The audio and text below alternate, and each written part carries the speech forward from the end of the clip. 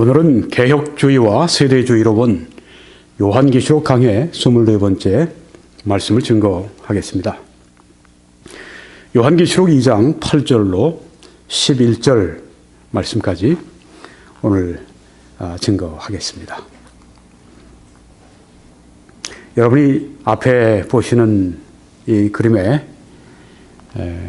에베소를 여러분이 지금 보시죠? 그 연두색 별이 있는 곳이 에베소 도시입니다. 그 위로 한 60km, 한 70km 올라가면 빨간 별이 보입니다. 거기가 서머나입니다. 오늘 우리가 이 서머나 교회에 대해서 생각을 해 보려고 합니다. 그리고 거기서 또 좀 더 올라가면은 버가모라고 하는 도시가 나옵니다. 우리가 다음번에 이 버가모에 있는 교회를 또 생각해 보게 될 것입니다. 여기 지금 해변 그 에게해 쪽으로 이 세 개 도시가 있습니다. 에베소, 서머나, 버가모. 이 세 도시들은 인구가 가장 많은 이 터키의 서부 이 아시아 지방에서도 가장 정치적으로 경제적으로 영향력이 있었던 그런 도시들이었습니다. 서머나는 버가모나 에베소에 비해서 정치적으로 경제적으로 그런 영향력은 좀 뒤졌습니다. 그렇지만 서머나는 이 자연 경관이 매우 아름다운 아주 풍광이 좋은 그런 도시였었습니다. 오늘 이 서머나 교회에 대해서 우리가 생각을 해 보려고 합니다. 여기 보이시는 이 사진은 뒤에 이렇게 언덕으로 산으로 이제 올라가죠. 거기가 구 서머나시입니다. 옛 서머나시의 모습이 거기에 지금 비춰지고 있습니다. 앞에 지금 큰 기둥이 올라가 있는데 꼭 공장 굴뚝같이 올라가 있는데 그게 공장 굴뚝이 아니라 아테나 신전의 기둥입니다. 여러분 이렇게 보실 때 한눈에 굉장히 규모가 큰 그런 신전이다 하는 것을 아실 수가 있죠. 네, 이 아테나 신전 그리스의 그 신이죠. 네, 아테나 신전의 어마어마한 규모의 그런 모습을 볼 때 이 서머나시의 이런 그 우상을 숭배하는 일들이 아주 성행했구나 하는 것을 우리가 넉넉하게 짐작할 수가 있습니다. 지금 여러분이 바라보시는 이 굉장히 조밀한 그런 그 지역에 많은 사람들이 사는 그런 도시의 모습이 보이는데 여기가 바로 신도시입니다. 신서머나 전경이 여기 지금 바라보이고 있습니다. 저 뒤쪽에 그 퍼런 부분은 바다인 것으로 제가 생각이 되는데요. 현재 이름은 이즈미르라고 합니다. 이게 터키에 있는 이즈미르 도시인데요. 이 서머나 현재 이름은 이즈미르 지금 이 신시가지를 지금 이루고 있는데 이 서머나는 여러 차례 지진을 당했습니다. 네, 그렇지만 지진이 있고 난 다음에 또 다시 복구하고 해서 지금 현재 이렇게 아주 번영하는 도시를 이루고 있습니다. 우리가 지난번에 보았던 에베소는 지금 없습니다.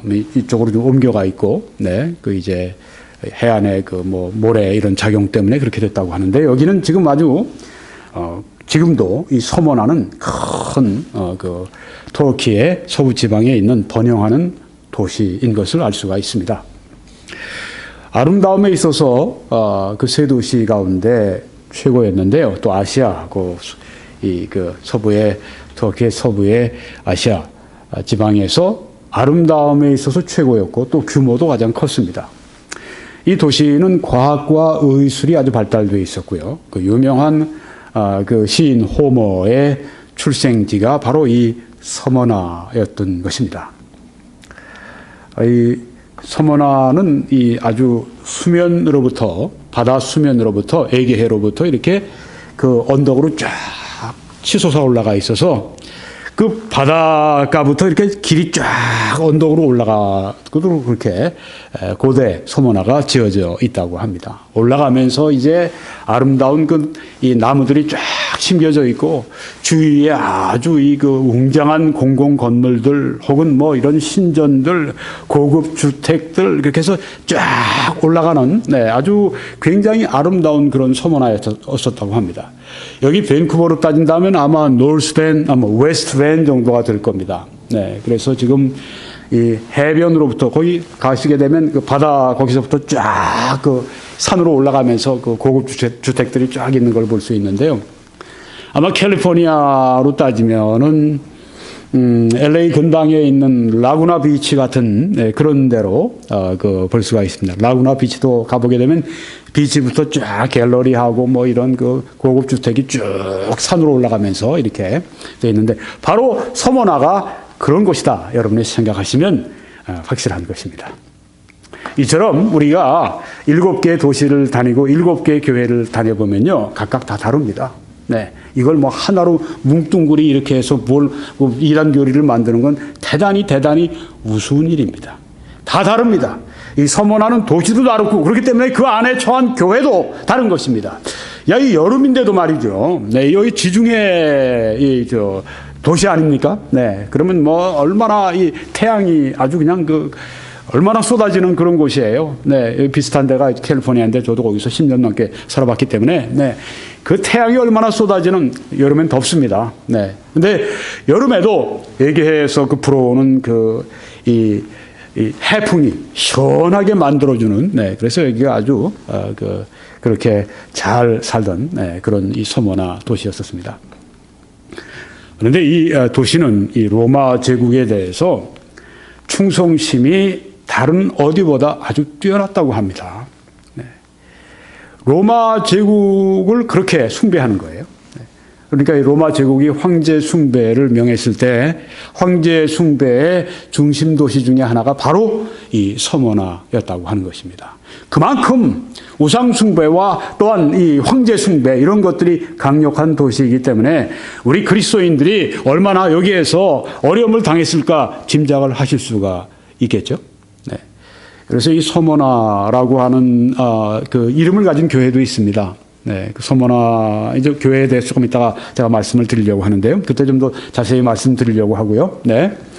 그래서 이 사람들이 얼마나 이 로마에 아주 이렇게 가까이 했는지 BC 195년에 주님 오시기 195년 전에는 로마의 신전을 여기 건립하기도 했다고 합니다. 이 로마 제국이 역사적으로 보면은요. 이제 로마는 이태리의 로마 거기에 있는데요. 주위에 있는 이태리 반도에 있는 여러 도시들이 다 로마 제국과 이제 함께 이렇게 연방처럼 이렇게 이룬 그래서 이제 지내고 있는 그런 나라들인데 전에 한니발이라고 하는 지금은 리비아죠. 거기에 한니발이 이제 그러니까 거기가 그 이름이 제가 갑자기 좀 생각이 안 나는데 로마와 아주 필적했던 그런 리비아의 지금 도시 이름이 제가 생각이 갑자기 안 납니다만 하여튼 거기에 로마와 아주 이 자웅을 겨룰 때 그때 로마는 지중해를 완전히 배로 그렇게 자기들의 군함으로 이제 석권하고 있으니까 배를 타고서는 이제 로마를 이태리를 공격을 할 수가 없어요. 그러니까 이 한니발이 어떻게 하죠? 거기에 이제 스페인으로 건너가서 거기에 코끼리의 부대를 이끌고 수만의 군대를 끌고 이제는 나중에 알프스 산맥을 넘어서 이태리로 쳐들어갔습니다. 어마어마하죠. 도무지 상상할 수 없는 그런 일을 해낸 거예요. 코끼리를 끌고 알프스 산맥을 넘어서 이태리로 들어가니까 깜짝 놀랐죠. 로마도 얼마나 혼이 났던지 한 번 전투에서 10만 명이 그냥 다 이 한니발의 도륙을 당하고 아주 뛰어난 명장 한니발인데 그때 한니발은 로마를 먼저 치기 전에 그 주위의 제국들 다 쳤잖아요. 주위에 있는 도시들을 다 쳤는데 치고 난 다음에는 그 사람들을 복종시키는 게 아니라 그냥 그 사람들에게 또 자유를 주었습니다. 그렇게 해서 환심을 살려고 그랬어요. 근데 이 로마 주위에 있는 이 이태리의 도시들이 거의가 다 로마에 대한 충성심을 버리질 않는 겁니다. 가서 또 정복을 해버리면 그 다음에 또 아주 관대하게 또 대주고 나면 로마 제국에 대해서 이제는 좀 더 충성심을 안 가져도 되리라고 생각하는데 로마 제국에 대해서 계속해서 충성심을 가지는 거예요. 그래서 결국은 한니발이 당하지를 못하고 결국은 로마와의 그 전쟁에서 결국은 이 지금의 리비아, 거기가 이제 지게 되죠. 그래서 이제 지중해 세계가 완전히 로마의 손안으로 들어오는데 이 말씀을 드리는 것은 여기에 지금 이 서머나라고 하는 이 도시도 역시 그러했다고 하는 것입니다. 아주 이 로마에 대한 그 충성심이 얼마나 강한지. 그래서 BC 95년에는 로마의 유명한 슐라 장군이 이제 겨울에 그 군대가 옷을 제대로 겨울에 옷을 입지 못해가지고 이 부대가 굉장히 어려움을 당한다고 하는 것을 알게 됐습니다. 그걸 이제 서머나에 있는 이 서머나 사람들이 모인 데서 이 얘기를 하고 나니까요. 이 서머나 사람들이 얼마나 로마에 대한 충성심이 강했던지 자기 입고 있던 옷, 집에 있던 옷들을 다 내가지고서 보냈더랍니다. 술라 장군에게, 그 부대에게. 겨울에 그 춥게 그렇게 입지 말고 입으라고 말이에요. 이렇게 해서 자기들 옷을 막 보냈답니다. 그러니까 로마도 얼마나 아주 정말 기특하겠어요. 네.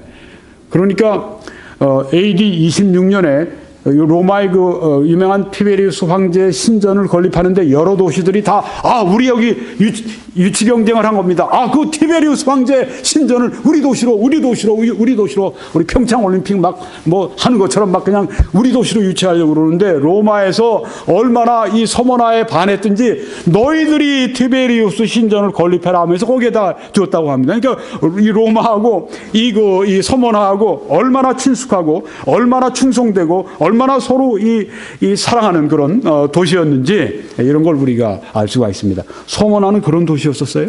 네. 이 서머나의 교회가 언제 세워졌을까요?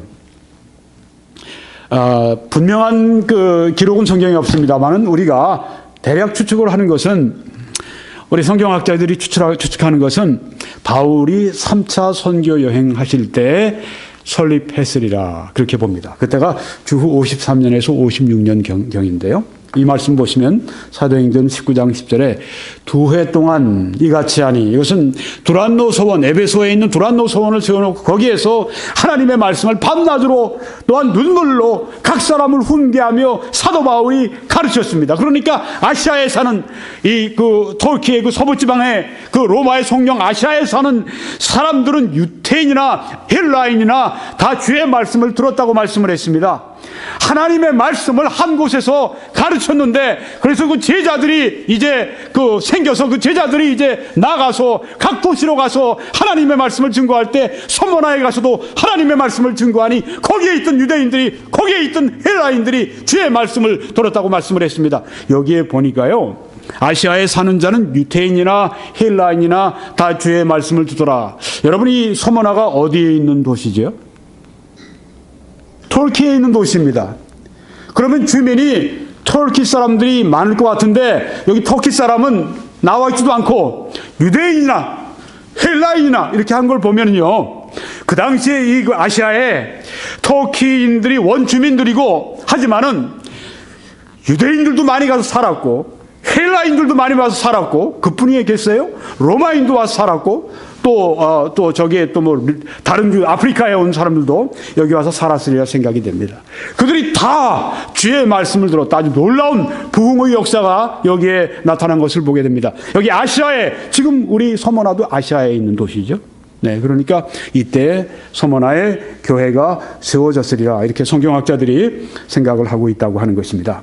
여러분 이 서머나 교회의 특징이 무엇이죠? 서머나 교회의 특징은 지금 오늘 8절, 9절, 10절, 11절 4절밖에 없어요. 오늘 이렇게 설교도 짧습니다. 4절밖에 없으니까. 네. 에베소 교회는 1절에서 7절이니까 7절인데 거의 절반 정도밖에 안 돼요. 그런데 이 서머나 교회는 무엇이 없습니까? 책망이 없어요. 책망을 하지 않으셨어요. 그리고 책망을 또 받지 않은 교회가 무엇입니까? 빌라델비아 교회입니다. 7교회가 다 천편일률적으로 같지가 않은 거예요. 각각 다른 것입니다. 5교회는 책망을 하셨습니다. 2교회는 책망을 받지 않았습니다. 서머나 교회가 책망을 받지 않았습니다. 빌라델비아 교회가 책망을 받지 않았습니다. 만약 하나님 앞에 우리 교회들이 평가를 받는다고 할 것 같으면 책망을 받지 않는 교회가 되는 것이어야 하지 않겠습니까? 라오디게아 교회는 무엇을 안 받았는가? 칭찬을 안 받았어요. 다른 교회들은 다 칭찬받았는데 라오디게아 교회는 칭찬이 없습니다. 서머나 교회, 빌라델비아 교회, 오늘 이 서머나 교회는 회개하라고 하는 그런 책망이 없다고 하는 것입니다. 이 서머나 교회는 어떤 교회입니까? 박해를 받고 있던 교회입니다. 환란의 그 바람 속에 지내던 그런 교회였었습니다. 그러니까 주님의 마음이 이들을 향해서 참 불쌍히 여기는 마음이 있으셨어요. 그리고 아주 그들 마음을 잘 이해하시는 모습을 여기서 우리들에게 보여주고 있습니다. 서머나 교회의 사자에게, 그 목회자에게, 그 감독에게, 그 목사에게 편지하라. 예수님께서 지금 이 요한을 통해서 서머나 교회에 지금 편지를 주십니다.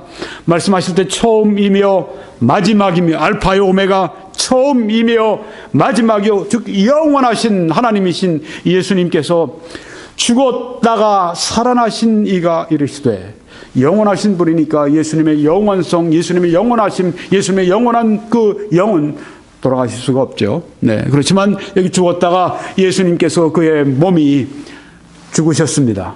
그리고 살아나신 이가 이르시되, 이렇게 말씀하십니다. 이 박해받는 교회는 어떻습니까?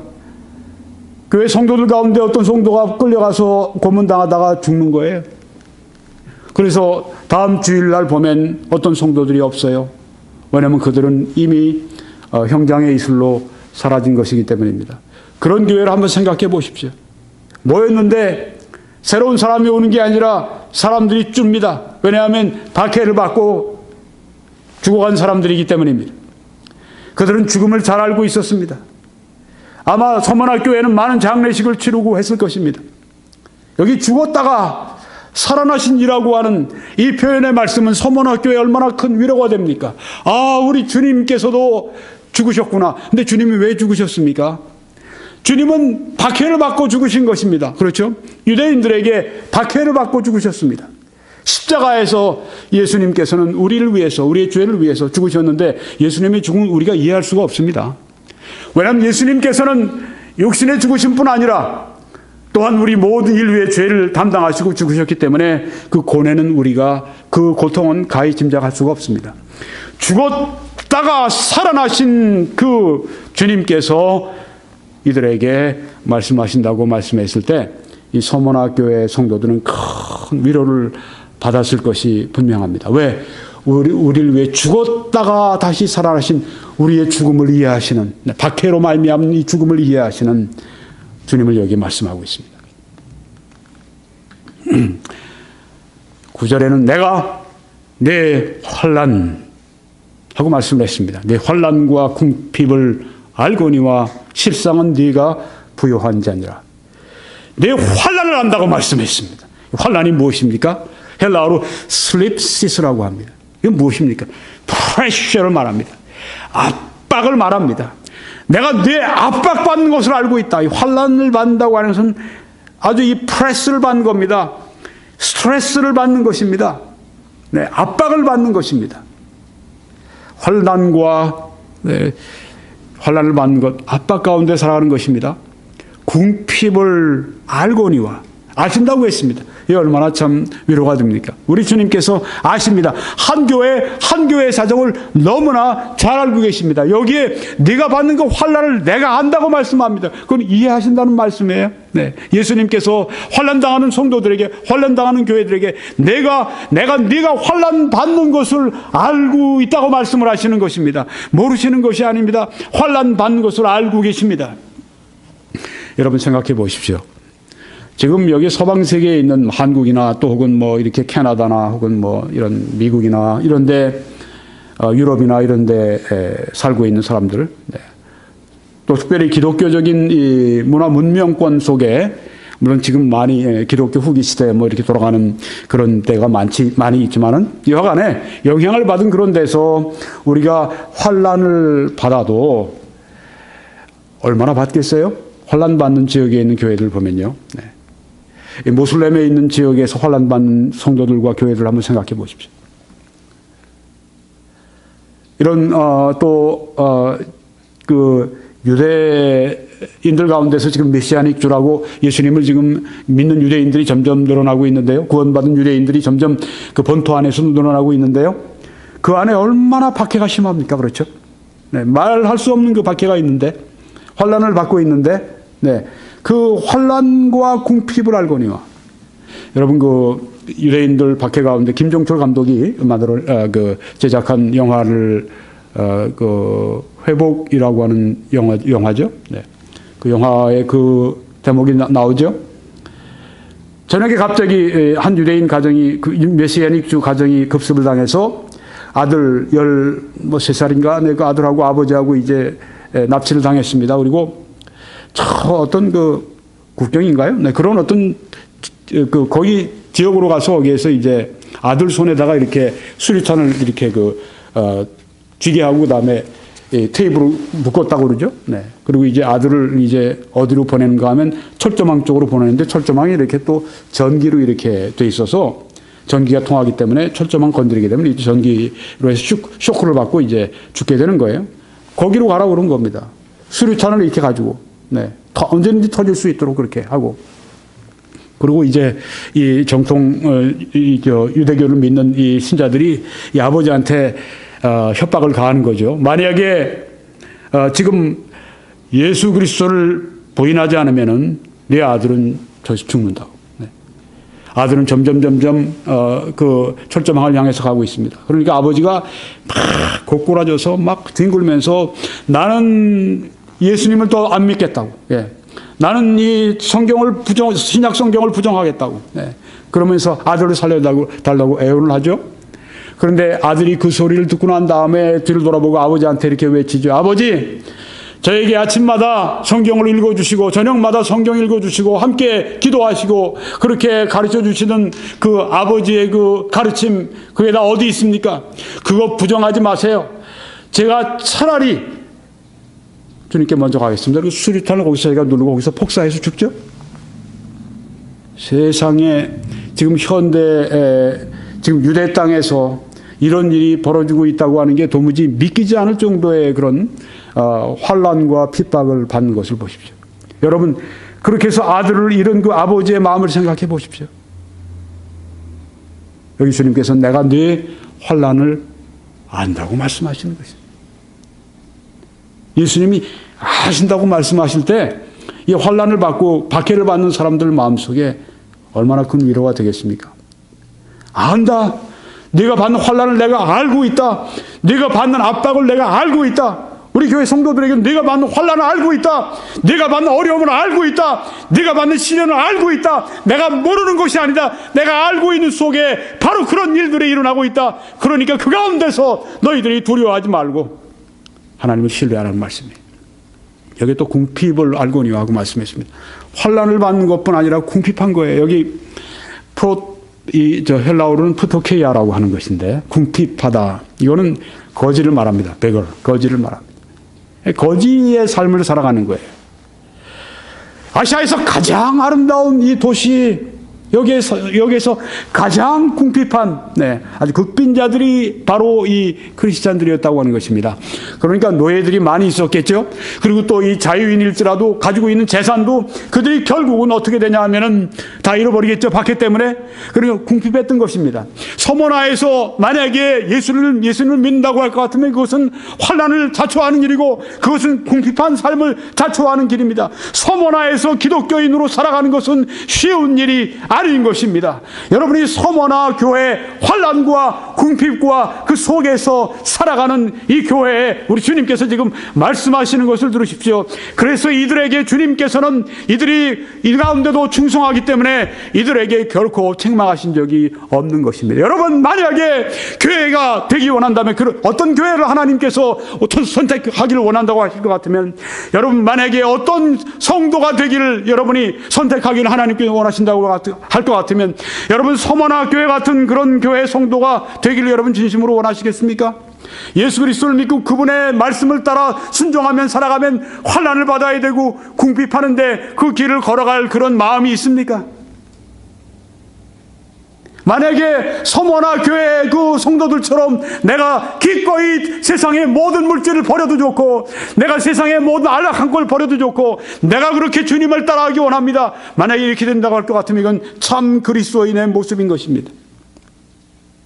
하나님, 제가 이 세상의 모든 안락한 것 떠나고 이 세상의 모든 이 세상의 이런 재물을 다 내가 누리지 못할지라도 내가 환난과 궁핍 속에 살아갈지라도 주님 사랑하는 마음으로만 살아갈 수 있게 해 주십시오. 이렇게 우리가 말할 수 있다면 진정한 그리스도인의 모습인 것입니다. 이게 서머나 교회 성도들의 모습이었습니다. 우리 믿음의 선배들의 모습이었었습니다. 서머나 교회 성도가 되는 일은 쉬운 일이 아닙니다. 환난과 궁핍을 알거니와 실상은 내가 부요한 자니라고 말씀하셨어요.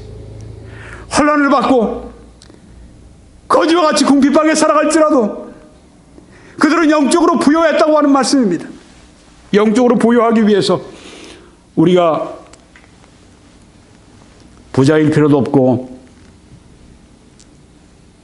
안락한 환경 속에 살아갈 필요도 없습니다.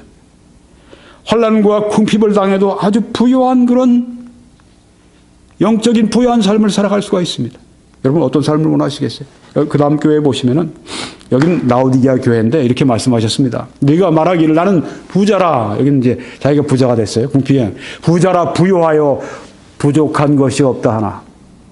우리 주님께서 말씀. 내 곤고한 것과 가련한 것과 가난한 것과 눈먼 것과 벌거벗은 것을 알지 못하는도다. 이렇게 책망을 하십니다. 굉장히 부유해요. 교회당도 의리의리할 것입니다.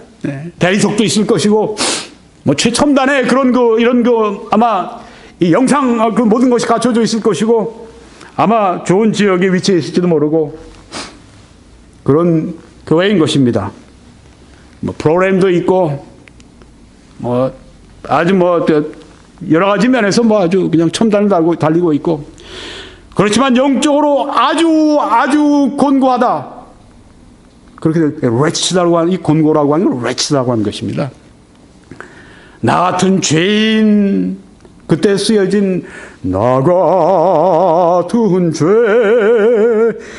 죄인 살리신 거기에서 그 죄인은 어떤 나 같은 wretched like me 나 같은 이런 더러운 죄인 살려주신 그 은혜 놀라워할 때 바로 그거예요. 이 더러운 것 너희들이 더러운 것 모르느냐 너희들이 불쌍한 것 모르느냐 너희들이 가난한 것 모르느냐 너희들이 눈멀고 벌거벗은 것을 너희들이 모르느냐 그렇게 말씀하십니다. 어떤 걸 택하시겠습니까? 전 서머나 교회를 택하겠어요? 인간적인 것 좋은 것 다 없어도요 주님만 사랑하면 되겠어요? 여러분 어떠십니까? 환난을 당하고 박해를 받고 내가 궁핍할지라도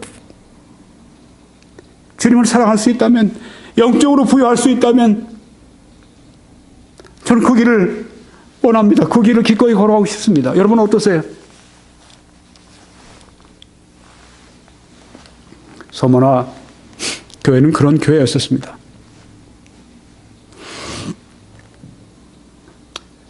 이 도시는 이미 말씀드린 것처럼 아주 로마에 충성하는 도시였기 때문에 황제 숭배가 유난히 심했습니다. 그래서 황제 숭배를 하지 않으면 이 도시에서는 너무너무 살 수 없는 그런 데였었어요. 정말 떠나고 싶은 그런 도시였으리라 그렇게 생각이 됩니다. 참 그리스도인들은요. 또 아주 다양한 우상 숭배를 하던 곳이었습니다. 여러분 지금도 보시는 저기 높고 큰 거대한 기둥의 저 아데나 신전, 저것뿐이 아닙니다. 여러 그 동양과 이 서양의 신들이 다 그 모여 있던 그런 우상 숭배. 그래서 축제, 옛날 그 축제들은 다 이 종교적인 거와 우상과 연결이 됩니다. 그러니까 축제 그런 때도 뭐 우상 숭배를 한 그런 그 하나의 그 놀이 모습이니까 그리스도인들이 참여하지 않으면 어떻게 되죠? 반사회적이다. 저 사람들은 그 우리 사회에 함께 이렇게 하려고 하지 않는 사람들이다. 뭐 그렇게 몰리고 그랬던 것이 바로 황제 숭배에다가 우상 숭배가 아주 심하고, 게다가 유대인들이 아주 악랄하게 박해를 합니다. 그러니 뭐 이 사탄의 할 수 있는 그런 이 발톱들이 다 모여 있는 곳입니다. 사탄의 손톱 가지고 그냥 득득 교회와 그리스도인들을 긁는 것입니다. 아프게 해요. 그것도 아주 아프게. 그러니까 얼마나 힘들겠어요. 이런 것이 바로 이 서머나 교회가 처했던 그런 상황이었던 것입니다. 여기 보니까요, 2장 9절에 자칭 유대인이라 하는 자들의 비방도 알거니와 실상은 유대인이 아니요 사탄의 회당이라. 네. 유대인들이 여기 나오는데요. 네. 실상은 유대인이 아니요 해서 어떤 사람들은 이 사람들은 그 인종적으로 유대인들이 아닌 사람들을 가리키는 것이 아닌가. 아닙니다. 여기서 강조점은 뭐냐면 실상은 유대인이 아니요 사탄의 회당이다. 이걸 강조하는 것입니다. 사탄의 회당, 뭐 유대인의 지금 회당을 여러분이 아십니다. 유대인들이 모이는 그 시나고그, 네, 그걸 아시는데 여기에 회당이라고 하는 것은 또 이런 뜻이 있습니다. assembly, 사람들의 모임입니다. 즉 유대인들의 모임을 말합니다. 뭐 회당에서 모일 수도 있겠고 또 뭐 혹은 어떤 뭐 유대인들의 집에서 모일 수도 있겠고, 이들이 모여서 하는 일이 뭐냐 하면 교회를 대적하고 그리스도인들을 비방하고 중상하는 일입니다. 여기 비방했다. 유대인들이라 하는 자들의 비방이 있다고 말씀했습니다. 이 비방이라고 하는 것은 블라스페미아라고 하는 건데, 이 블라스페미아는 이 어떤 뜻이냐 하면은 그 블레스피임, 영어로 블레스피임인데 모독하는 것입니다. 아주 모독하는 거예요. 하나님을 모독한다, 신성을 모독한다, 그럴 때 쓰는 것입니다. 유대인들이 지금 이 그리스도인들을 향해서 하는 일이 뭐냐면 아주 모독하는, 하나님을 모독하는 그런 정도의 아주 나쁜 일을 지금 교회의 서머나 성도들에게 지금 하고 있다고 하는 것을 여기서 보여주고 있는 것입니다. 여러분 요한복음 8장에 보게 되면 거기 예수님과 유대인들이 아주 그냥 대충돌을 일으키는 걸 볼 수 있습니다. 거기 예수님께서 교훈을 하시고 말씀을 하시는데 저들이 이제 말씀을 듣지 않고 저들이 계속해서 거부 반응을 표하고 할 때 예수님이 강력한 말씀을 하시죠. 너희 아비 마귀에게서 났기 때문에 너희들은 거짓말을 한다고 그렇게 예수님께서 유대인들에게 아주 강력하게 말씀하셨습니다. 너희는 바로 너희 그 아비가 아브라함이라고 말한다면 아브라함이 말하는 말을 행해야 되는데 너희들은 그렇게 하지 않고 있는 것을 볼 때 너희들은 바로 사탄이 너희 아비다. 너희들은 너희 아비처럼, 거짓의 아비처럼 너희들이 행한다고 그렇게 예수님께서 강력하게 책망하셨을 때 어떻게 됐습니까? 이 사람들이 예수님 향해서 뭐라고 그랬냐면 귀신이 들렸네, 귀신 들린 거야, 귀신. 예수는 귀신 들렸어, 이렇게 얘기하는 걸 거기서 볼 수가 있습니다. 그리고 막 죽이려고, 예수님 막 죽이려고 하는, 그 예전엔 돌 들어서 막 죽이려고 쳐서 죽이니까 막 예수님을 죽이려고 하니까 예수님이 이제 거기서 자리에서 이제 벗어나셨는데요. 네. 여러분 이 사도행전에 보게 되면 얼마나 이 유대인들이 그 예수님을 사실 유대인들이 죽였지 않습니까? 네, 유대인들이 십자가에 못 박아라, 십자가에 못 박아라, 십자가에 못 박아라, 이게 바로 유대인들이었었습니다. 그래서 누가 못 박았어요? 로마인들 손을 빌려서 못 박아 버린 거예요. 예수님을 못 박았습니다. 유대인들이 사도 바울도 그 다메섹에서 전도할 때 잡아 죽이려고 했지 않습니까? 근데 사도 바울이 이제 광주리를 타고 내려와서 이제 그 피신하는 바람에 그때 그 일이 이루어지지 않았죠. 네. 근데 유대인들이 사도 바울이 또 그 명절을 당해서 이제 그 예루살렘에 갔을 때 40명이 금식하면서 우리가 저 바울을 죽이지 않으면은 우리는 밥 먹지 않겠다고 그렇게 있던 아주 그냥 뭐 결사각오를 가지고 그 사도 바울을 죽이려고 하는 그런 모습을 또 볼 수 있지 않습니까? 유대인들은 이 복음 전하는 자들 대원수입니다. 사도행전에 보면 그 이야기가 쭉 나오잖아요. 여기 지금 바로 서머나 교회를 향해서 했던 일이 유대인들이 바로 하는 일이 바로 그것이라고 하는 것입니다. 오늘날도 지금 유대 땅에 그런 일이 벌어지고 있다고 그러죠. 네. 예수 믿는 걸 알게 되면은 학교도 애를 보낼 수가 없고, 예수 믿는 걸 알게 되면은 그 상점에 가서 물건을 살 수도 없고, 예수 믿는 걸 알게 되면은 뭐 이렇게 또 미장원 혹은 뭐 그 이발소도 가기 어렵고, 네. 쫓아내니까, 네. 얼마나 힘들어요. 네. 블라스페미아, 비방했다고 하는 건 대단한 것입니다. 네. 그래서 여기에 강력한 용어를 여기 쓰셨습니다. 그들은 유대인이 아니라 그들은 사탄의 회당이라고 이렇게 예수님 말씀하신 것입니다. 사탄의 모임이다. 유대인들이 지금 그리스도인을 박해하는 것은 결국 어떻게 누가 하는 것이냐? 뒤에 사탄이 지금 그 일을 하고 있다고 하는 것입니다.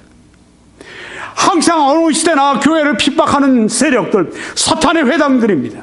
이단의 세력들, 사탄의 회당들이라고 여기에 성경에 말씀하고 있습니다. 이 비방하는 서머나 교회를 비방하고 성도들을 중상하고 비방하고 모독하고 이렇게 하는 자들, 유대인이 아니라 그들은 사탄의 회당이라고 이렇게 말씀하지 않습니까? 여러분 지금 앞에 보시는 이 건물은 유대인의 회당입니다. 지금 현재 서머나에 있는 유대인의 회당입니다. 살롬 시나고그, 살롬 회당 이렇게 되어 있죠. 네. 여기에서 복음도 많이 전했지만 여기에서 사람들이 모여서 얼마나 교회를 또 박해하기 위해서 그렇게 했겠습니까? 유대인들은 5가지로 비방을 했습니다. 첫째는 교회는 식인주의다. 네. 사람을 먹는다. 사람을 잡아먹는다. 네. 그렇게 비난을 했습니다. 왜냐하면 그 주의 만찬 때문에 오해가 있었습니다. 특별히 로마 카톨릭 같은 데는 지금도 그런 그 비난을 받고 있죠. 네. 이제 사제가 이것은 너희를 위하는 내 몸이니 하면서 이 떡을 가지고 이제 말할 때 그때 예수님이 오셔서 그 떡이 본질상 예수님의 몸으로 바뀌어서 이제 그들이 그 가톨릭 신자들이 이제 사제로부터 받는 그 이 떡과 그 잔은 다 예수님의 피고 예수님의 몸이고 예수님 몸을 씹어 먹고 예수님의 피를 지금 마시고 그렇게 그들이 믿어요. 네. 본질상 그렇게 된다. 그렇게 이야기를 합니다. 네. 본질상 그렇게 아주 예수님. 자기 그 미사 드릴 때는 예수님이 그렇게 오셔서 그러니까 지금도 예수님은 십자가에 피 흘려 죽으시는 거예요. 예수님이 한 영원한 제사를 드리셨다고 하는 말씀이 거기서 완전히 무시되고 있는 것입니다. 그 교리 속에서, 그 미사 속에서. 네. 그래서 우리가 반대하는 것이죠. 주의 만찬은 이것을 행할 때마다 나를 기념하라. 나를 기억하라고 말씀했습니다. 너희들이 이것을 행할 때마다 복음을 증거하는 것이라. 예수 그리스도께서 우리를 위해 십자가에 피 흘려 죽으셨다. 속죄의 피를 흘려 주셨다. 예수님께서 십자가 위에서 그의 몸을 찢으실 때 그의 몸이 상하심으로 우리의 죄를 위한 화목 제물이 되어 주셨다. 이것을 우리가 기념하고 감사하고 증거하고 이게 바로 주의 만찬인데 그렇게 이제 그때도 그렇게 믿은 사람들이 있었는지 하여튼 오해가 있었습니다. 네, 그래서 그리스도인들이 그 식인주의가 있다. 얼마나 아주 사람들이 그냥 몸이 오싹하겠어요. 네, 그리스도인들이 모여서 자기들끼리 모여서 어두컴컴한 데서 자기들이 그때는 뭐 카타콤 거기서 사람 잡아먹는 그 일을 하고 있다 이렇게 하니까 사회적으로 여론이 얼마나 나빠지겠습니까? 저 식인종, 저 크리스찬들 저거 잡아 죽여야 돼 이렇게 되지 않겠습니까? 또 부도덕하다 이렇게 또 소문을 냈습니다. 성경에 보면 거룩한 입맞춤을 하라고 말씀하지 않았습니까? 예, 아주 부도덕하다 이렇게 또 비방을 한 겁니다. 또 하나는 가정 파탄을 문제 일으킨다. 교회가, 성도들이, 크리스찬들이. 네. 이건 뭐냐 하면은 배우자들이 이제 남편이 혹은 아내가 먼저 믿었어요. 그럼 이제 그 남편이 교회 가지 마라. 예수 믿지 마. 근데 이 부인이 나는 죽으면 죽었지. 나는 결코 나의 주님 예수님을 배신할 수 없습니다. 배반할 수 없습니다. 그럼 아주 고집이 센 남편 같으면 그래 네가 죽어봐야 되겠어 이러면서 이제 싸움을 하지 않겠습니까? 가정 파탄낸다. 네. 그런 또 그 신앙의 절개를 또 그렇게 그 부정적으로 얘기를 하는 겁니다. 또 저들은 무신론자들이다. 그 당시 세계에는 뭐 우상숭배도 많았고 로마 황제도 신이고 그러니까 믿지 않는 사람이 없어요. 그런데 저 크리스찬들은 무신론이다. 왜냐하면 이 판테온 같은 데는 이 로마의 신들이 모여 있는 로마 제국의 신들이 모여 있고 뭐 그 지역의 신들이 모여 있는 그런 신전 가질 않아요. 또 그런 페스티벌 그런 그 축제에도 참여하지 않습니다. 뭐 거기서 저 우상 앞에 받쳐놓은 그 음식 같은 거 고기 같은 거 먹질 않아요. 그리스도인들이. 그러니까 무신론자들이다 이렇게 얘기를 합니다. 왜 무신론자예요? 예수 그리스도만 우리의 주라고 고백하고 천지를 지으신 하나님을 믿는 그런 유신론자들인데 무신론이라고 그렇게 유대인들이 그렇게 그 소위 어피니언 리더 여론 지도층 아주 여론 형성층이 돼가지고 그렇게 지금 이 서머나에 있는 사람들을 이렇게 선동해서 크리스찬들을 핍박하게 하는 것입니다. 그 다음에 이제 반역을 한다 정치적으로. 왜요? 황제 숭배를 거부하기 때문에. 그 당시에 황제 숭배는 별거 아니었었다고 그래요. 그냥 황제 그 앞에 거기에 이제 가서 이렇게 뭐 인센스 뭐 이런 그 향 이렇게 하면서 그 로마 황제는 my lord 그렇게 얘기하면 되는 것이랍니다. 근데 그리스도인들 어떻게 그렇게 할 수 있어요? 예수님만이 나의 주님이신데 황제도 나의 주라고 얘기할 수 없잖아요. 거기서 이제 하지 않는 겁니다. 그러니까 황제 숭배를 거부하는 건 곧 어떻게 되느냐면 황제를 거부하는 것이 돼서 로마 제국에 반역하는 것으로 그렇게 했던 것입니다. 그러니 이렇게 5가지 죄목 이런 걸 가지고 그리스도인들 올가맨이 얼마나 이 서머나에 있는 크리스찬들이 어려움을 당했겠습니까? 그렇죠? 네. 박해가 절정기는 지금 이 편지를 받을 때보다 한 40-50년 지난 때였었습니다. AD 155년에 그 유명한 폴리캅 이 서머나 교회 그 목회자였고 서머나 교회 그러니까 감독이죠. 성경의 감독, 목회자, 장로 다 함께 썼으니까. 네. 이 폴리캅이 이제 86세가 되었을 때 그때 아주 박해가 절정기를 이루었습니다. 이분은 사도 요한의 제자입니다. 사도 요한이 이제 보내서 또 이 서머나 교회를 목회를 했는데 사도 요한으로부터 직접 그 사도들의 교훈을 받았던 분입니다. 그래서 이분이 어느 때는 로마를 한번 이렇게 여행할 때에는요, 그때 마르시온 혹은 발렌티누스 같은 이단들이 있었는데 그 사람들에게 의해서 그 당시도 로마 제국 그 초대 교회 그때도 이단들이 굉장히 많았었어요. 그리고 굉장히 번성했습니다. 그 발렌티누스, 마르시온 같은 사람들은 먼저 아주 신약 성경이 이거다고 다른 우리 정통교회 사기 전에 먼저 신약 성경을 자기들이 요것만이다 하고선 자기들 원대로 그렇게 만들어 놓고 사람들을 유혹하고 끈 거예요. 말도 잘했어요. 발렌티누스, 또 마르시온 같은 사람들. 네, 아주 제자들을 많이 끌고 다녔습니다. 그때 이 순교자 이 폴리캅이 그때 아직 그 로마까지 가서 거기서 복음을 전하고 그러면 그 이단자들이 많이 와서 듣고 변화되고 이단교회에서 정통교회로 이렇게 오고 바른 신앙으로 돌아오고 그런 역사가 있었다고 하는 분입니다. 아주 경건하고 아주 그렇게 존경받는 성령으로 충만한 그런 하나님의 종이었는데 86세가 돼서 이제 박해가 절정에 이르면서 이 폴리캅을 잡아라.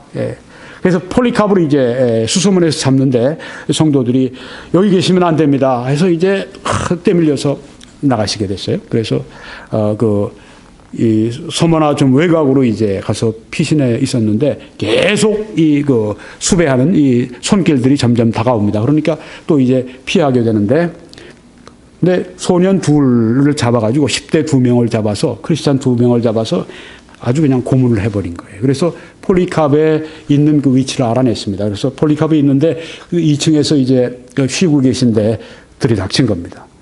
도망칠 수 있었답니다. 그런데 폴리캅이 아니라고. 근데 그날, 그 전날 어떤 일이 있었는가 하면 폴리캅이 그 역사가들에 의해서 전해진 이야기입니다. 저녁에 잠을 자고 있는데 갑자기 자기 이 베개가 불덩어리가 되더래요. 네.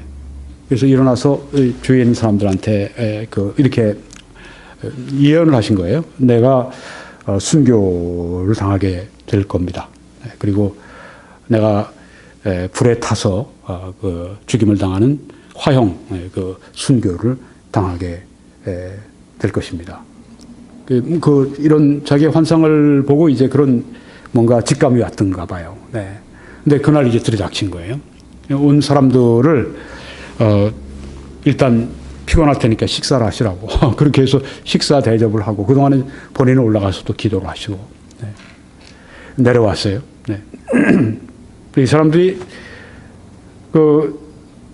떠나려고 그러는데 이분이 또 기도를 시작하는데 서서 한 2시간을 그렇게 간절히 기도를 드리다닙니다. 도무지 자기들이 양심이 꺼리니까 그냥 놔두고 가려고 그랬다고 그래요. 네, 이분을 못 본 척하고 대접까지 받았죠. 이렇게 그냥 거룩한 그 모습으로 기도하는 이 86세인데 네, 그냥 자기도 양심에 꺼리니까 그냥 가려고 그러는데 같이 가게 됐습니다. 가서 이제 그 총독으로부터 이런 이야기를 듣습니다. 폴리캅, 그저 간단하지 않는가? 향 꽂고 황제는 로마 황제는 나의 주 이러면 될 거를 그럼 편안하게 나머지 여생을 살 수 있게 해준다는데 왜 그 고집을 피우고 그걸 안 하느냐고. 만약에 그거 하지 않게 되면 나 지금 여기 아주 이 야수들이 있는데 여기 지금 여러분이 보시는 그 사진 제가 지난번에 보여드렸는데 에베소가 아니고 여기도군요. 서머나에 있는 그 석상입니다. 사자가 지금 어린 양을 지금 왼발로 지금 꽉 찌누르고 그 다음에 그 어린 양의 목을 지금 꽉 물려고 하는 그 순간을 지금 석상으로 지금 해놓은 것인데 우는 사자가 두루다니며 삼킬 자 그 양을 찾는 그 모습이 여기 있죠. 꽉 지금 목을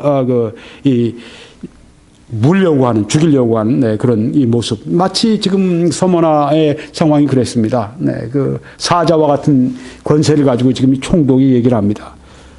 야수에게 당신을 던져버려서 당신 야수의 밥이 되게 할 텐데 그랬더니 순교자 폴리캅이 한 얘기가 이것입니다. 예수님께서 나를 위해서 86년 동안 살아오는 동안 한 번도 해를 주신 적이 없다. 내가 어떻게 예수님 부인할 수가 있는가? 그러면서 당신이 준비한 바를 행하라. 그러니까 화가 나서 내가 그럼 당신을 아주 화형에 처해버리겠다고. 네. 그리고 이제 화형대에 올려놓은 겁니다. 그런데 화형대에 그 불이 불 피워놓은 게 이제 그 폴리캅을 이제 둘러싸고 폴리캅을 태우질 못했다고 그래요. 그러니까 이제 칼을 찔러서 결국은 폴리캅이 순교하게 됐다 하는 그 이야기가 전해집니다. 소모나, 박해와 또 이 궁핍의 크리스찬들이 살아가던 이곳 여기서 폴리캅은 이렇게 장렬하게 주님을 위해서 순교를 한 것입니다. 여기가 바로 서머나 교회인 것입니다. 성경에 보니까 너는 장차 받을 고난을 두려워하지 말라. 고난받을 때 두려워하지 말라. 우리가 고난받을 때 어떻게 해야 되는가? 두려워하지 말아야 합니다. 주님이 함께 하시기 때문에 네. 어떤 고난이 와도 두려워하지 마십시오. 왜? 주님께서 우리와 함께 하시기 때문입니다. 볼지어다 마귀가 장차 너희 가운데서 몇 사람을 옥에 던져 시험을 받게 하리니. 네. 옥에 던지는 그 시험이 여기에 오는데 누가 하느냐? 마귀가 그 일을 합니다. 물론 이제 마귀가 사람들을 통해서 그 일을 하는 것이죠. 네. 고난 여기 나옵니다. 환난이 나옵니다. 시험 여기 나옵니다. 네. 이 서머나에서 우리는 이것을 배우게 되는 것입니다.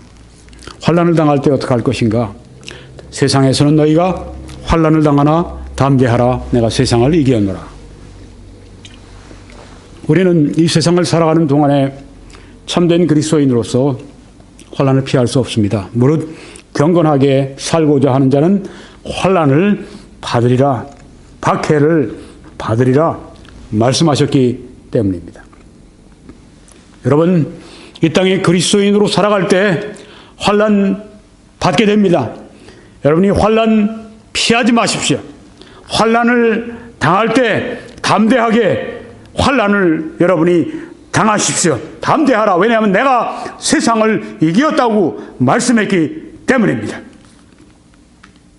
어떤 환난이 있습니까? 여기 성경 보니까 그가 내 이름을 위하여 얼마나 고난을 받아야 할 것을 내가 그에게 보이리라 하시니 하고 말씀을 했습니다. 하나님께서 사도 바울을 이제 부르시고 그를 사도 바울에게 하나님 말씀을 전하는 일, 그리고 모든 이방인들과 왕들과 이런 사람들에게 복음을 전하는 그릇으로 택하신 다음에 하신 말씀이, 아나니아를 통해 주신 말씀이 바로 이 말씀입니다. 그가 사도 바울이 내 이름을 위하여 얼마나 고난을 받아야 할 것을 하고 말씀했습니다. 주님의 이름을 위해서 고난을 받도록 부름받은 것입니다.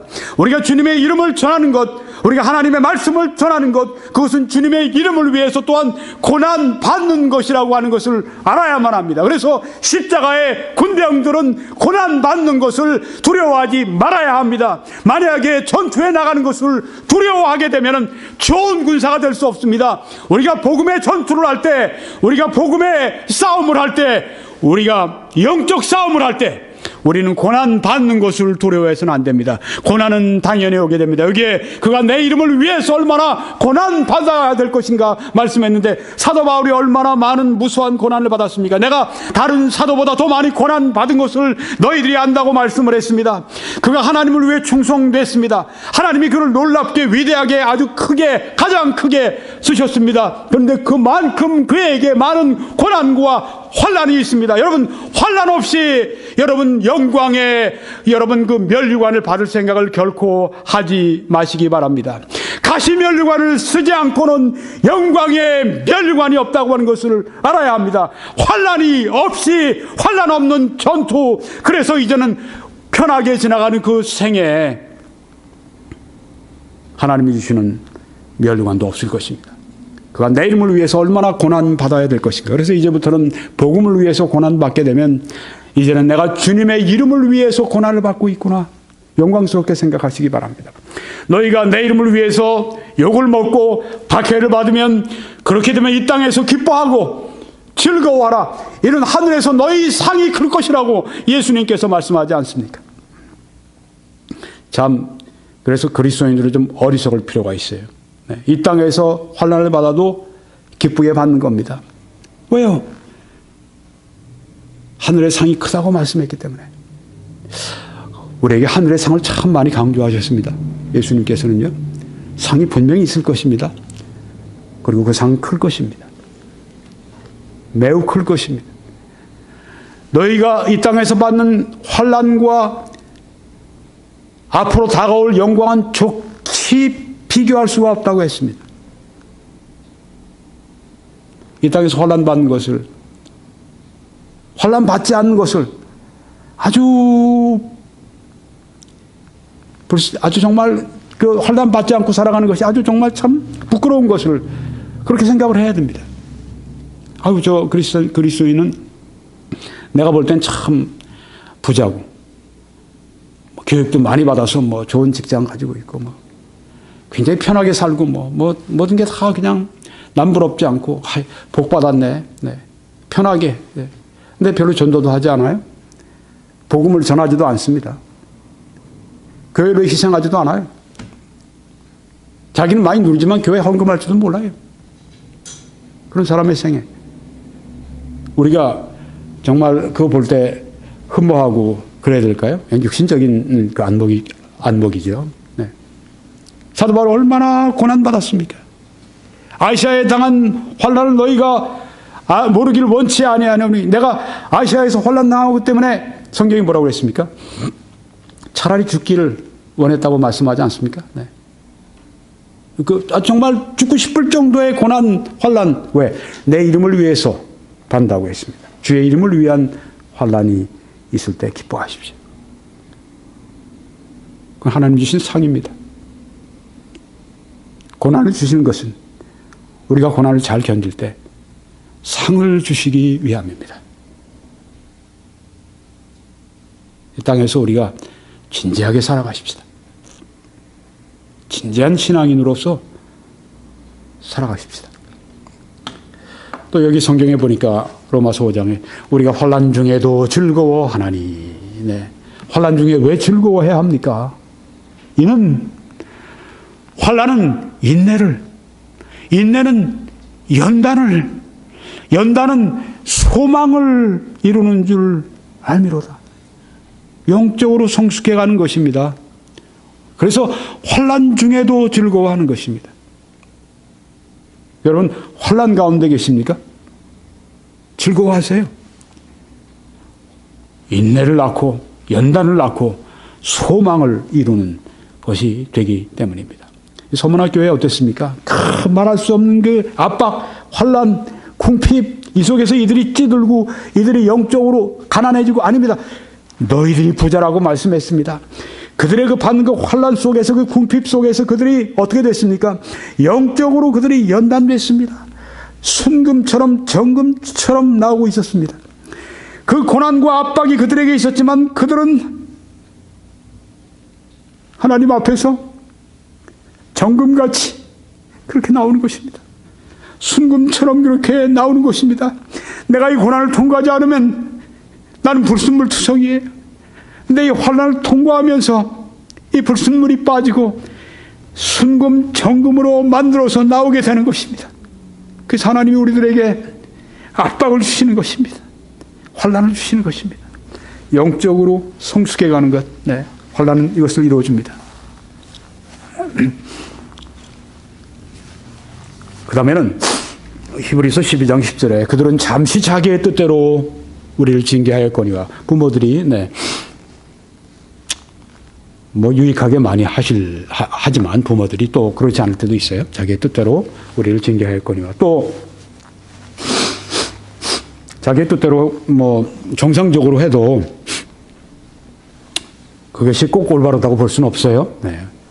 자녀가 이 길로 가려고 그러는데 부모가 꼭 이 길로 가라고 그랬을 때 부모로 볼 때는 맞는 길이지만 그게 꼭 맞는 길이 아닐 수도 있어요. 네. 자기의 뜻대로 우리를 징계하였거니와, 사람들은 오직 하나님은 우리의 유익을 위하여 그의 거룩하심에 참여하게 하시느니라.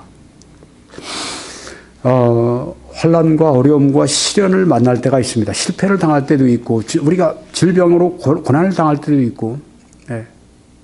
비방을 당할 때도 있고, 네. 왜? 그런 환난, 우리 유익을 위해서 주신다고 했습니다. 그의 거룩하심에 참여하게 하시도록. 네. 거룩하지 못할 때 어려움을 주심으로 거룩한 길로 가도록 그렇게 환난을 쓰신다고 하는 것입니다. 환난은 거룩함을 이루시는 하나님의 메스, 수술칼이기도 하다고 하는 것입니다. 여기 보니까 사도 바울은 나에게 이르시기를 내 은혜가 네게 족하도다. 언제요?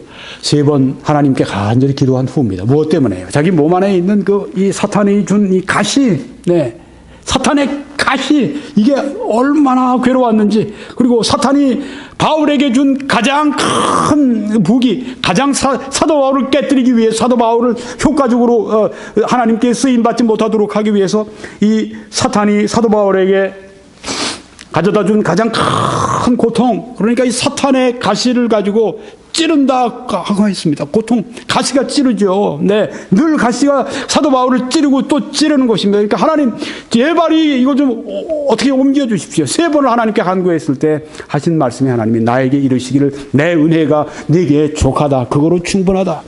네가 가시를 가지고 살아도 좋아. 그렇지만 내 은혜가 네게 족한 게 너에게 필요하고 그것이 더 중요한 거야. 내 은혜가 너에게 더 중요한 거다. 그렇게 말씀하시는 것입니다. 이는 내 능력이 약한 데서 온전하여 짐이라 하시니라.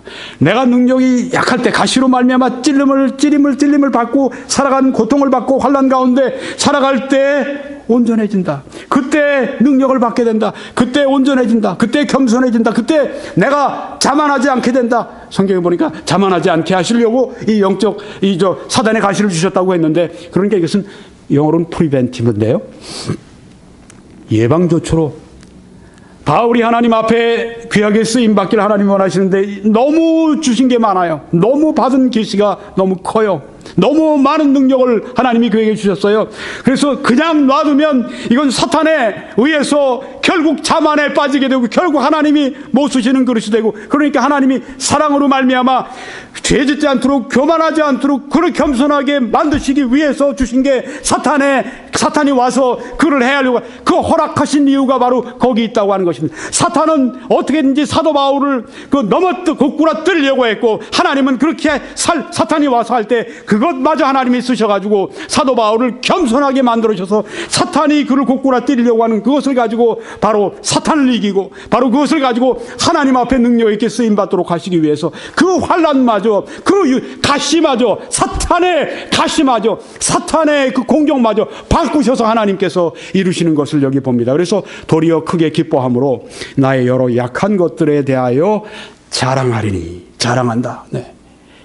어떤 걸 약한 것이 자랑이에요. 이는 그리스도의 능력이 내게 머물게 하려 합니다. 바울이 하나님의 능력에 머물기 위해서, 하나님의 능력이 그에게 계속 떠나지 않기 위해서 그는 계속해서 고난을 당하고 사탄의 가시로 계속 찔림받고 고통을 받고, 그가 그러면서 어떻게 됩니까? 자만하지 않고, 나는 인간이구나. 나도 정말 다른 사람들의 병을 위해 기도하면 어떤 경우에는 그분의 몸에 손수건을 갖다가 대고 앞치마를 갖다 대고 가져가서 병자에게 놓으면 다 낫고 그렇게 되는데, 자기 몸 안에 있는 이 병은 고칠 수가 없는, 이 아픈 건 고칠 수가 없는 거예요. 나는 인간이구나. 하나님 앞에 정말 하나님의 모든 것이 하나님의 주권에 달려있구나. 사도 바울이 이렇게 해서 아침에도 저녁에도 괴롭히고 막 찔릴 때 정말 약한 것이구나. 하나님 앞에 나가서 기도하도록 만드신 하나님의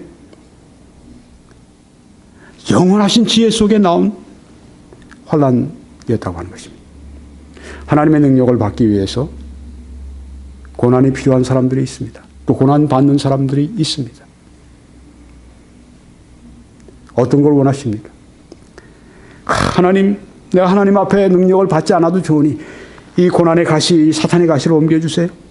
이걸 원하십니까? 하나님, 사탄의 가시가 나를 찌를지라도 하나님의 능력이 나의 삶 가운데서 머물기 원합니다. 어느 걸 원하십니까? 그리스도의 능력이 머물기를 원하지 않으시겠습니까? 그러므로 내가 그리스도를 위하여 약한 것들과 능력과 궁핍과 박해와 권고를 기뻐하노니. 환난을 기뻐한다.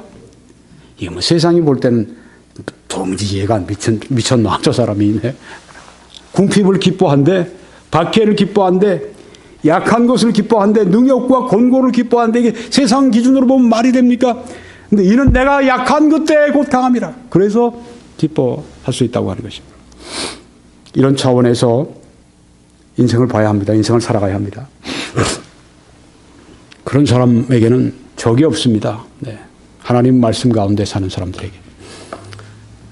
베드로는 또 환난과 시련과 시험을 통해서 새로운 하나님의 은혜가 임했습니다. 여기 보니까 시몬아 시몬아 보라 사탄이 너희를 밀가부르듯 하려고 요구하였으나.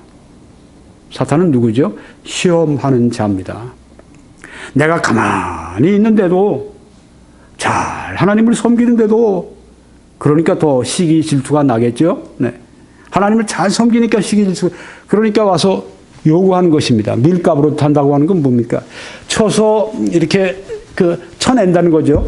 척척척척 이렇게 밀들 알곡하고 이제 가라지들 이렇게 할 때 척척척척 이제 바람에 날려가도록 이렇게 밀가부르듯 하려고 이 베드로를 하나님의 손에서, 하나님의 그 쓰시는 손에서, 이 하나님의 섭리에서 이를 떨어뜨리기 위해 사탄이 하는 일 여기 보십시오. 그렇게 요구했다고 했습니다. 하나님 앞에 가서 요구할 수 있습니다. 욥을 하나님 앞에 가서 요구한 것처럼 여기 베드로도 하나님 앞에 가서 요구하는 것입니다. 베드로 타락시킬 수 있게 해주십시오. 베드로가 하나님의 뜻을 떠날 수 있게 해주십시오. 이게 사탄이 하는 일이에요. 이게 하나님 앞에 가서 요구했다고 말씀을 했습니다. 요구했다. 그러나 내가 너를 위하여 네 믿음이 떨어지지 않기를 기도하였다고 말씀했습니다. 너는 돌이킨 후에 내 형제를 굳게 하라. 그렇게 와서 하니까 예수님께서 하신 말씀 뭡니까? 해봐라. 시험이 허락이 된 것입니다. 환난이 그에게 온 것입니다. 그런데 예수님은 여기서 뭐 했습니까? 네 믿음이 떨어지지 않기를 기도했다고 말씀했습니다. 이게 키입니다. 네. 쓰러질 걸 아셨어요? 사탄에 의해서 그가 쓰러질 걸 아셨습니다. 이 시험에서 그가 떨어질 걸 알고 계셨습니다. 그런데 예수님께서는 바닥까지 그가 넘어지지 않도록 믿음이 떨어지지 않기를 위해서 기도하셨습니다. 그 결과 베드로는 회복이 되죠. 네. 우리 주님의 기도로 말미암아 회복이 되고 네 형제를 굳게 하라고 말씀했습니다. 돌이킨 후에 그 다음에는 네 형제를 굳게 하라. 자, 지금은 어떻게 됐습니까? 믿음이 흔들려서 지금 넘어졌습니다. 근데 믿음이 완전히 떨어지진 않았습니다. 예수님의 기도로 말미암아서. 그래서 다시 일어난 다음에 예수님의 기도로 말미암아 일어난 다음에 네 형제를 굳게 하라. 이 베드로는 시련을 통해 새로운 사명을 받는 걸 볼 수 있습니다. 네 형제를 굳게 하라. 네 형제를 위해 사역해라. 때로 그 고난에 또 시험에 쓰러질지라도 하나님께서 사탄이 와서 쓰러뜨렸죠. 네.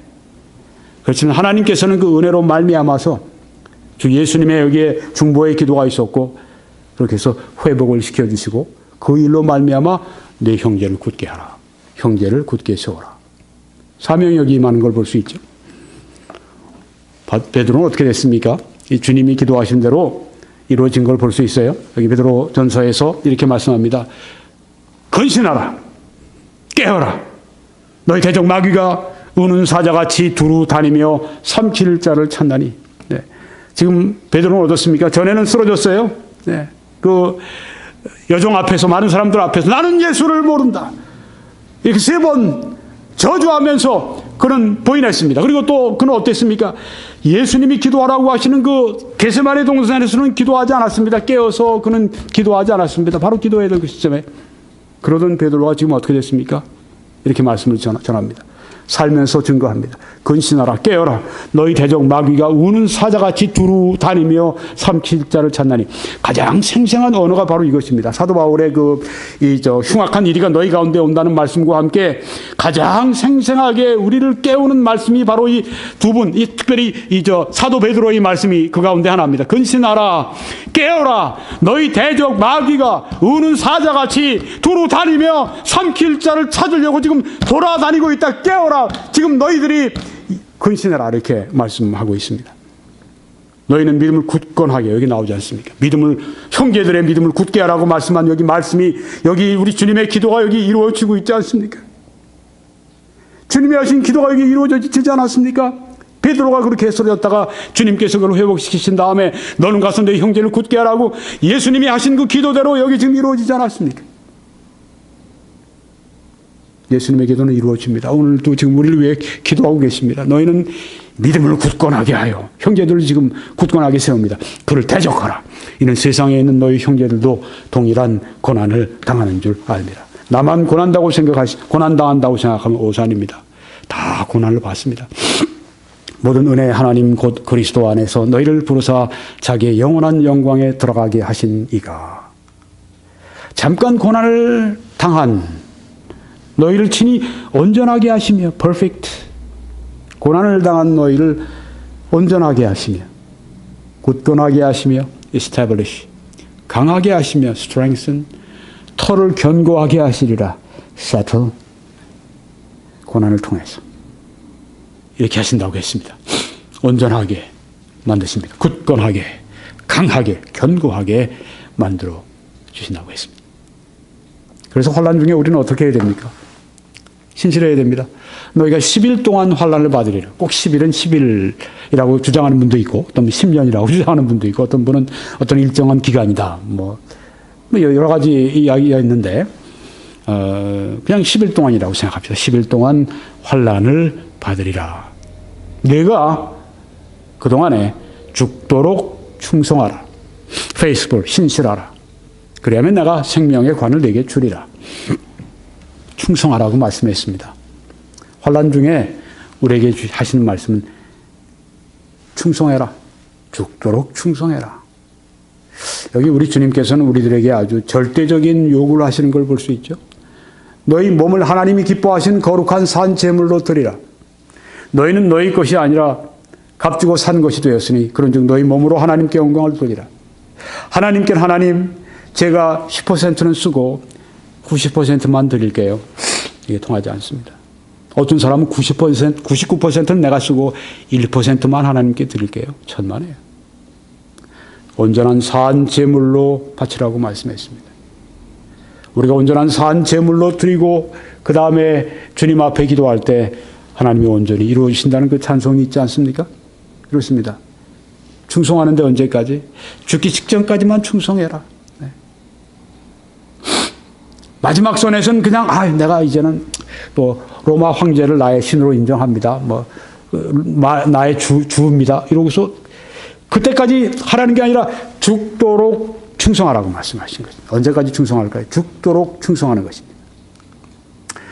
충성이라고 하는 것, 이 말씀은 하나님께 적용이 되면 하나님은 신실하신 하나님인데 여호와는 하나님이시요 신실하신 하나님이라 이렇게 말씀했습니다. 하나님은 신실하세요. 왜? 그를 사랑하고 그 계명을 지키는 자에게는 천대까지 그 언약을 이행하시며 인애를 베푸신다고 말씀을 했습니다. 신실하시기 때문에 하나님을 사랑하는 사람들에게 천대까지 은혜를 베풀어 주신 하나님의 약속에 대해서 신실하십니다. 또 하나님의 이 속성 자체가 신실하세요. 그럼 신실은 믿을만하다고 하는 것입니다. 하나님은 우리가 항상 믿을 수가 있습니다. 하나님은 항상 그래서 우리가 신뢰할 수가 있습니다. 왜냐하면 항상 같으시기 때문에. 하나님은 신실하십니다. 우리도 신실하기를 하나님이 원하시는 것입니다. 사역자의 조건 가운데 바도 바울은 우리를 그리스도의 일꾼이요 하나님의 비밀을 맡은 자로 servant, steward, 청지기로 여길지어다. 우리는 그런 사람들이다. 하나님의 일꾼, 하나님의 비밀을 맡은 청지기들이다. 그리고 맡은 자들에게 구할 것은 충성이니라. faithfulness. 네. 신실하신 하나님. 그래서 우리 종들이 하나님을 닮아 충성되기를 원하십니다. 우리도 우리의 약속에 대해서 충성돼야 합니다. 우리도 우리의 맡겨진 책임에 대해서 충성해야 합니다. 나의 삶에 대해서 또 나의 가족들에 대해서 우리 교회에 대해서 혹은 사회에 맡은 책임에 대해서 혹은 회사에서 맡은 책임 여기 우리가 보게 되면 그 다음에 일꾼의 조건으로 또 여기 나오죠. 종들은 그 당시에 주인 밑에 있는 노예들을 말합니다. 노예 계급들에게 지금 하는 얘기입니다. 종들은 모든 참된 신실성을 나타내게 하라고 말씀했습니다. 일반 사회에서 노예들인데 그들에게 가르친 것이 신실해라. 하나님처럼 너희들이 신실해야 된다. 너희들이 맡은 일에 대해서 누가 봐도 저 사람 정말 믿을만해. 저 사람 말에 대해서 저 사람 신실해. 저 사람 우리가 맡긴 일에 대해서 정말 신실해. 그래서 어떤 일이 있도록 이는 범사에 우리 구주 하나님의 교훈을 빛나게 하려 함이라. 하나님의 교훈의 영광이 나타나도록 그래서 하나님께 영광이 돌려지도록 하기 위해서 신실해라. 직장에 어떤 이 말단 직원에 있든 혹은 부장에 있든 회장에 있든 가릴 거 없습니다. 그리스도인들은 다 참된 신실한 사람들이 돼야 합니다. 그 회사에서 제일 믿을 수 있는 사람은 크리스찬들이 돼야 합니다. 그 학교에서 제일 믿을 수 있는 사람들이 크리스찬들이 돼야 합니다. 왜? 참된 신실성을 나타내게 하라고 했기 때문입니다. 여러분이 지금 앞에 사진 보시는데 이명박 대통령이 지금 칠레 대통령과 2011년에 회담을 했습니다. 그 사진을 여러분이 보고 계신데 제가 이분에 대해서 한 예를 좀 들려고 합니다. 어떤 분들은 이명박 대통령 싫어하는 분들이 있을지 모르는데 정치적인 으로 생각하지 마시고 그래서 한 사람에 대한 좋은 예라 생각하고 들어보시기 바랍니다.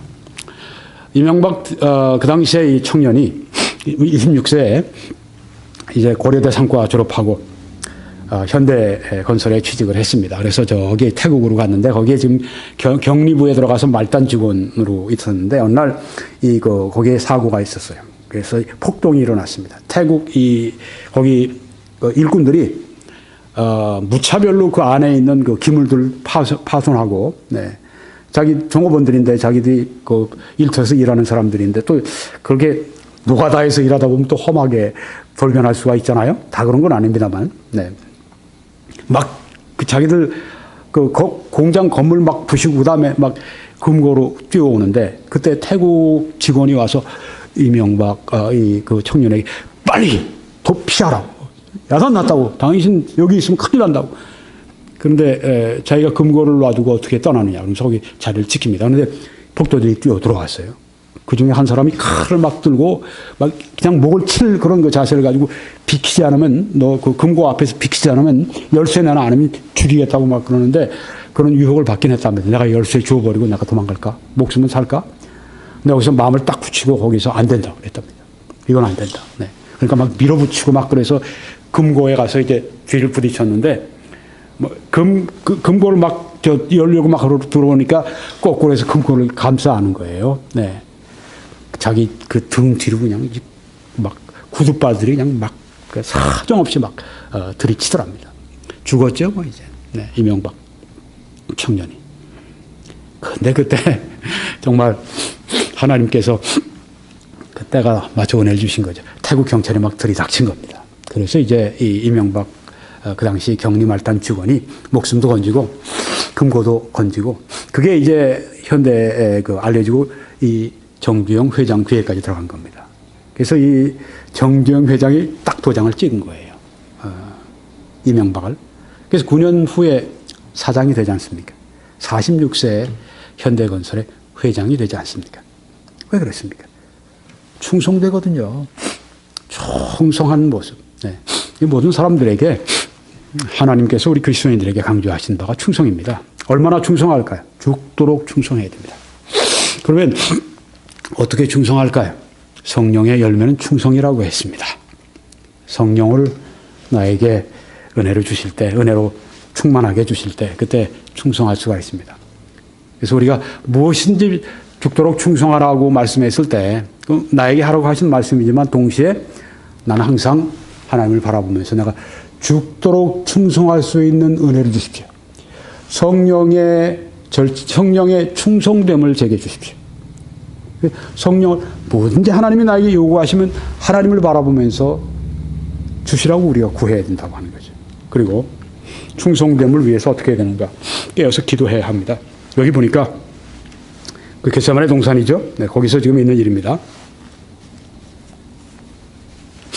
시험에 들지 않게 깨어있어 기도하라. 마음에는 원이로되 육신이 약하도다. 깨어있어 기도하라. 이때 만약에 기도했더라면 그렇게 큰 예수님을 부정하고 또 시험에 떨어지고 그런 일이 없었을 것입니다. 우리가 충성하지 못하는 때, 그건 우리가 기도하지 않았기 때문에 결과가 그렇게 될 수가 있습니다. 여기 지금 그랬습니다. 깨어서 기도해야 됩니다. 기도를 통해서 우리가 충성된 사람으로 살아갈 수 있도록 하나님 앞에 기도해야 합니다. 그 있는 자는 성령이 교회들에게 하시는 말씀을 들을지어다. 이기는 자는 둘째 사망의 해를 받지 아니하리라. 이 말씀을 했습니다. 물론 다 그리스도인들은 어떤 면에서는 다 이기는 사람들입니다. 그리스도 안에 이긴 자들입니다. 그들은 둘째 사망의 해를 받지 않습니다. 만약에 우리 충성된 사람들이 어떤 면류관을 받는다고 했죠? 생명의 면류관을 받는다고 했습니다. 생명을 받는 것이 아닙니다. 이미 생명은 하나님의 생명을 영원한 생명을 우리가 예수 그리스도를 믿을 때 받았으니까 내가 너에게 영생을 주노니 영원히 멸망치 아니할 터이요 말씀했기 때문에 생명의 면류관을 받는다고 했습니다. 죽도록 충성하는 사람들에게 서머나 교회 박해받고 궁핍 가운데 살면서도 영적으로 너희들이 부자다. 칭찬을 받은 부유한 이 성도들, 죽도록 충성하는 이 성도들에게 우리 주님께서 결국 나중에 주실 상은 생명의 면류관입니다. 이 땅에서 사람들은 많이 하나님께 복을 구합니다. 재물의 복을 구합니다. 뭐 잘못됐다고 얘기하는 건 아닙니다. 구해야죠. 네. 그보다 더 귀한 게 있습니다. 더 귀한 게 있습니다. 서문학교에서 본 것처럼 궁핍할지라도 그리스도를 위해 궁핍할지라도 그들의 신앙 때문에 박해를 받고 궁핍할지라도 하나님께서 보시기에 부요하다고 말씀하시는 하나님 앞에 우리가 구해야 됩니다. 하나님 제게 다른 것을 아무것도 안 주셔도 하나만 주십시오. 무엇입니까? 주님을 사랑하는 마음을 주십시오. 저는 요사이 그렇게 기도합니다. 하나님 제가 말씀을 전하는 수가 많지 않아도 좋습니다. 네. 그렇지만 제가 한 가지를 하나님 앞에 구하겠습니다. 하나님 제가 하나님의 사랑하는 마음을 주십시오. 그리고 제가 하나님 말씀을 증거했을 때 듣는 사람들이 하나님을 사랑하는 사람들이 되게 해주십시오. 다른 모든 건 다 가난할지라도 영적으로는 가난하지 않게 해주십시오. 이게 제 기도입니다.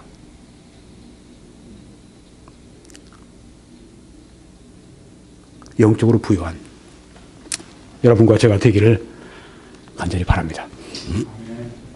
오늘 개혁주의와 세대주의로 본 요한계시록 강해 24번째 말씀을 마치겠습니다.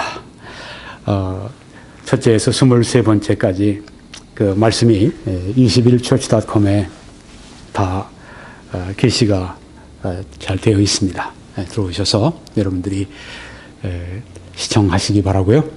그렇게 하실 때 하나님의 크신 축복이 함께 하시기를 축원합니다.